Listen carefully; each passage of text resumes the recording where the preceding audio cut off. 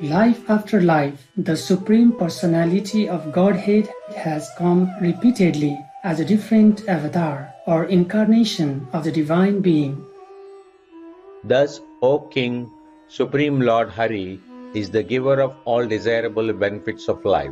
Intelligent human beings worship the particular forms and names that the Lord manifests in different ages.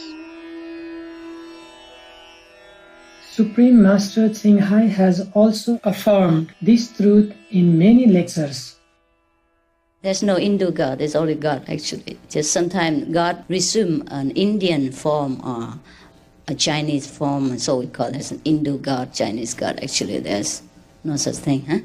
Because only one God that speaks to us all the time.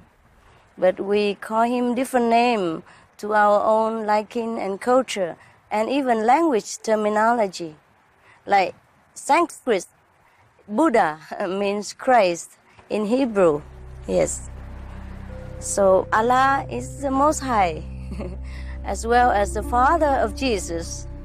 Yes, we have only one Father. I hope everybody understands that. Hare Krishna, Hare Krishna, Krishna Krishna, Hare Hare, Hare Rama. Hindus especially recognize the Lord Krishna was a manifestation of the Supreme God.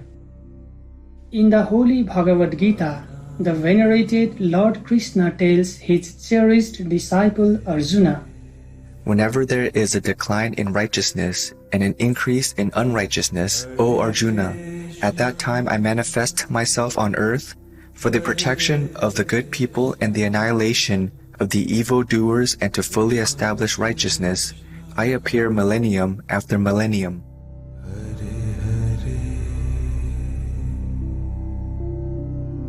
Hare Rama. Supreme Master Tsinghai also has said that she has been coming to our planet many times over the ages to deliver humans from suffering and teach them the righteous spiritual path. Master, in the past, you've been a business person, kings, queens, so forth. How do you help others spiritually in these professions? I do whatever I can, huh? Whatever position, we can always help people in various ways, yeah? Yes. According to the higher plan. If the master stay in some country or some area and then begin to rise the people consciousness, or people will come to get initiation and rise their own consciousness as well, then of course war will be minimized and peace will be more evident. I do anything or I incarnate anywhere is all because of the working together with the universal plan and the karmic pattern of the world in that specific time. Yes, Master. Does that mean that no matter what profession you are, you've always been here to save souls and bring them back to heaven? Yeah, and to leave some traces of blessing from the divine, to prepare humans and others for higher evolution, to help to rise their consciousness, even to teach openly or not. Previously in our series, we have attempted to gather a list of Master's non-past lives based on inner visions of our association members, as well as occasional revelations that Master casually made during gatherings. Indeed, her past lives have spanned millennium after millennium and were often during a period of chaos or suffering, which her loving and wise presence would help to resolve. For instance, even in her incarnations as so-called secular rulers, she often brought a golden age of peace to those kingdoms.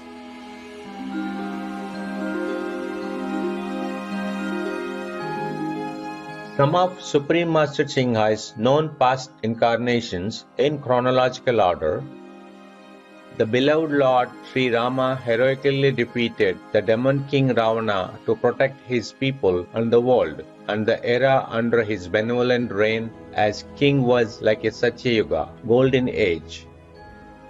The worshipped Kuan Yin Bodhisattva was divinely granted 1,000 arms and 1,000 eyes, invisible physically, to fulfill her vow of rescuing all those suffering and in need of aid. Enduring extreme bodily sufferings due to humans' ignorance, the venerated Master Lord Mahavira traveled barefoot all around India to spiritually awaken and uplift humans of all classes, genders, etc. The venerated Master Lao Tzu brought forth the enlightened Taoist philosophy, which has since had a deep and far-reaching influence all over China, Asia, and the world. The worshipped Lord Jesus Christ came like a brilliant light in an age of darkness and sin, inspiring countless people to live compassionately.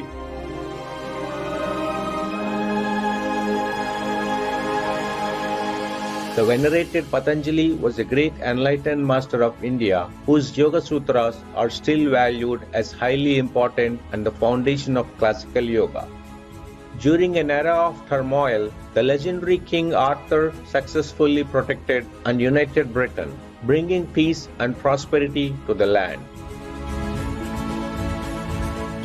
The Venerable Patriarch Bodhidharma from India traveled to China, where he introduced Chan, also known as Zen Buddhism, which still flourishes today. Queen Sondak of Korea promoted Buddhism to raise people's consciousness, better the lives of her subjects, and through her wise diplomacy, laid the foundations for uniting the three Korean kingdoms. His Holiness the Sixth Patriarch Huineng founded the Sudden Enlightenment Southern Chan School of Buddhism.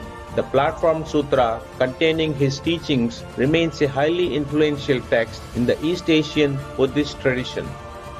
The venerated priest king Quetzalcoatl abolished cruel practices such as human sacrifice, and through his ingenious contributions, inaugurated a golden age for the Toltec civilization.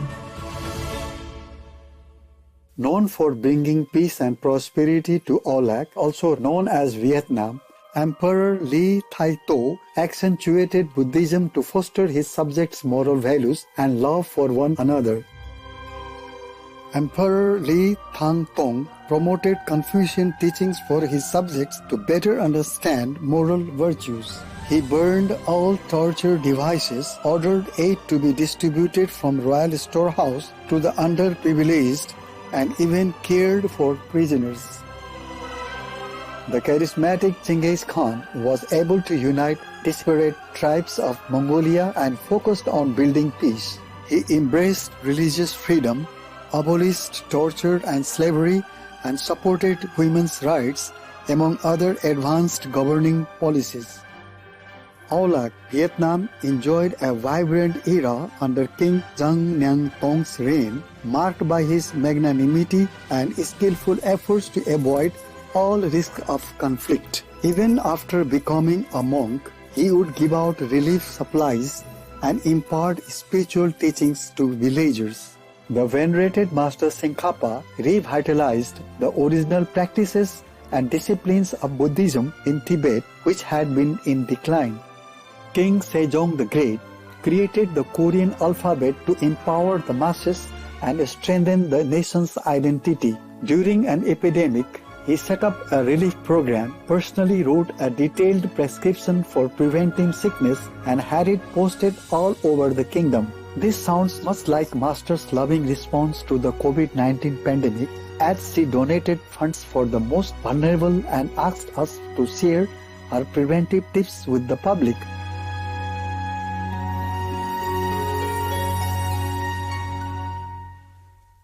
In a time of war and chaos, the Kangxi Emperor brought about long-term stability to China and initiated a golden age with the flourishing of culture and the economy. Miraculously healing countless people during a plague, the Buddha of Taiyan of 19th century Olac, also known as Vietnam, eventually led tens of thousands of people to do good, be vegetarian, and believe in heaven and the Buddha. In a time of persecution, the venerated Lord Baha'u'llah brought hope to the downtrodden with his nobility and compassion. With concerned foresight of the future, he wrote letters to world leaders calling for justice and an end to war. Today, Master also writes letters to governments calling for non-violence.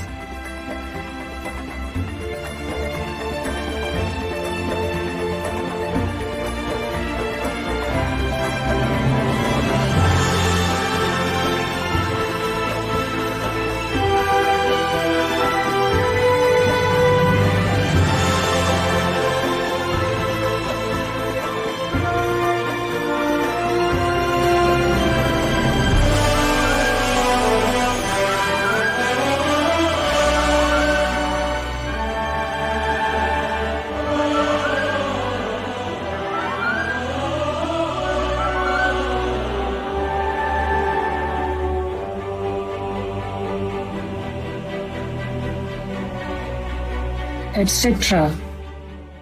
Crowned during tumultuous times, the beautiful Empress Elizabeth Sisi played an important role in the peaceful union of Austria and Hungary. She was seen as an angel of mercy, tirelessly helping the needy and comforting the wounded soldiers, etc. The beloved King Chulalongkorn of Thailand abolished slavery, modernized the government, and advanced the economy. Thanks to his superb statesmanship, Thailand was the only Southeast Asian country to never be colonized. The venerated Master Baba Saun Singh Ji's spiritual messages brought inner peace to hundreds of thousands in India and around the globe, uniting people of all religious backgrounds.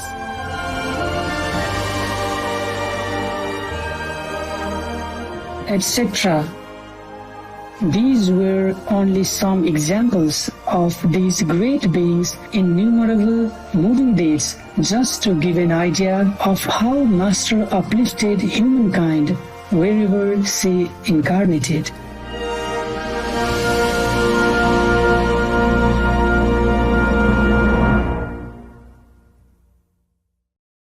In addition to these past lives, Supreme Master Qinghai has also been, for example, businessmen, court officials, and other masters, both incognito and famous, although we could not show some of the well-known ones here, as they are sensitive figures. Master also once revealed that she has 3 other human incarnations, all living concurrently in the present time for certain purposes. This explains how it is possible for Master's past lives to overlap with one another, as was seen in our list. I have even a couple of extra bodies which are not even with me, like in different country, to do different things for me. Because one body not always enough. Physical body, manifestation body. They just doing my job, but they don't know that they are part of my plan or of my physical manifestation even. Interesting? They don't even look like me, so don't dream about it. They were men, even. Businessmen, government, billionaires. All kind, in different continents. You have no chance to meet them. And I cannot reveal to you, okay? They have to work quietly. They're doing my job, but not like directly spiritual spreading job. They're very good. That's the thing, very good one. So if you see any bad leadership, that is not it, okay? Any bad businessman, billionaire, that's not it, okay? Don't just keep looking into the fob and say, oh, must be this one, maybe. He's good looking, must be master. Extra bodies, or there's a woman, maybe, it's not that. It's not what you expect, okay? It's not what you expect. Heaven never make the way we expect anyway. Otherwise, everybody would have followed Jesus, yeah? And would have just left home for Buddhas, and then nothing left for me to do anymore now. Understand that? Yeah. So That's the game. It's the game of the universe, the bargaining with the negative power. Yeah. So the God come down doesn't look like a God.